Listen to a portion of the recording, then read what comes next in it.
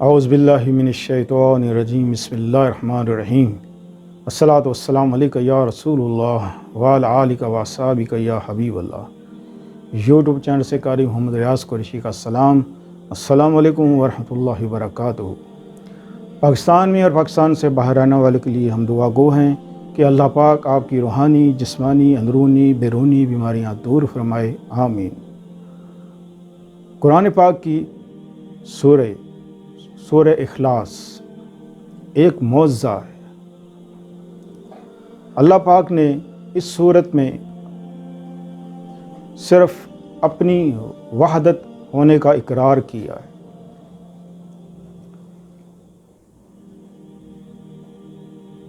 اس صورت کی بے پناہ طاقت اور بے پناہ اللہ کے ہاں مقبول ہونے والی یہ صورت ہے۔ 3 بار جو اس کو پڑھتا ہے اللہ پاک اس کو ایک قرآن پاک کا ثواب عطا فرماتا ہے، اور جو روزانہ 200 بار پڑھے تو پورے 24 گھنٹے کی عبادت اس کے ہاں لکھی جاتی ہے۔ یہ اس کا ایک پہلا معجزہ ہے۔ ایک صحابی ہر نماز میں سورہ اخلاص پڑھا کرتے تھے۔ لوگوں نے آپ حضور صلی اللہ علیہ وسلم کو شکایت لگائی اس چیز کی کہ یہ ہر نماز میں سورہ اخلاص پڑھتا ہے۔ آپ حضور صلی اللہ علیہ وسلم مسکرائے اور فرمایا اس کو بلا کر لاؤ۔ اسی سے پوچھتے ہیں کہ وہ کیوں پڑھتا ہے۔ وہ شخص جب آپ حضور صلی اللہ علیہ وسلم کی خدمت میں حاضر ہوا، آپ حضور صلی اللہ علیہ وسلم فرماتے ہیں کہ شخص تو ہر نماز میں سورہ اخلاص کیوں پڑھتا ہے؟ تو وہ کہنے لگا، یا رسول اللہ صلی اللہ علیہ وسلم، میرے ماں باپ آپ پر قربان، مجھے سورہ اخلاص سے محبت ہے۔ آپ حضور صلی اللہ علیہ وسلم فرماتے ہیں کہ شخص یاد رکھ، جس طرح تجھے اس سورت سے محبت ہے، اللہ پاک بھی تجھ سے ایسی ہی محبت کرتا ہے۔ سبحان اللہ۔ تو جس گھر میں رزق کی تنگی ہے اور برکت نہیں، پیسہ آتا ہے لیکن پتہ نہیں لگتا، خرچ ہو جاتا ہے، ان کی برکت ہے ہی نہیں، تو بے شمار برکت کے لیے، بے شمار رحمتوں کے لیے اور پوری 24 گھنٹے کی عبادت کے لیے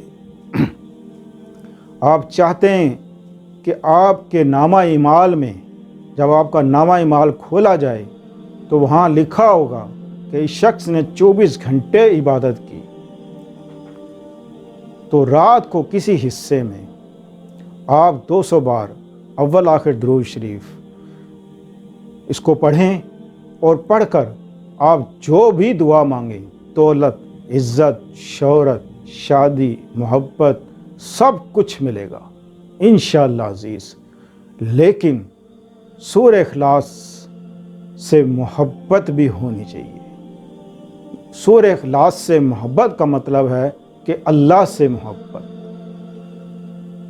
اللہ کو ہماری نہ عبادتوں کی ضرورت ہے اور نہ ہمارے کسی اعمال کی ضرورت ہے۔ بس یہ اللہ پاک نے انسان کو یہ آزمایا ہے کہ دیکھتے ہیں مجھ سے کون محبت کرتا ہے، مجھ سے کون محبت کرتا ہے۔ اس لیے اللہ پاک نے قرآن پاک میں مسلمانوں کے لیے اور غیر مسلمانوں، جو غیر مسلم ہیں، ان کے لیے الگ الگ اللہ تعالیٰ نے اسباب پیدا کیے، جنت، دوزخ، سب کچھ۔ ہم دنیا حاصل کرنے کے لیے بہت کچھ کرتے ہیں، بہت کچھ کرتے ہیں، دن رات محنت کرتے ہیں، لیکن آخرت کے لیے ہم کیا کر رہے ہیں؟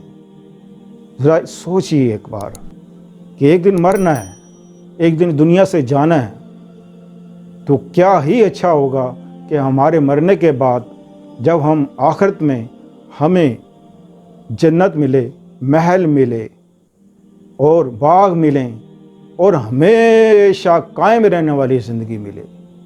تو ملتے ہیں اگلے پروگرام میں۔ السلام علیکم ورحمۃ اللہ وبرکاتہ۔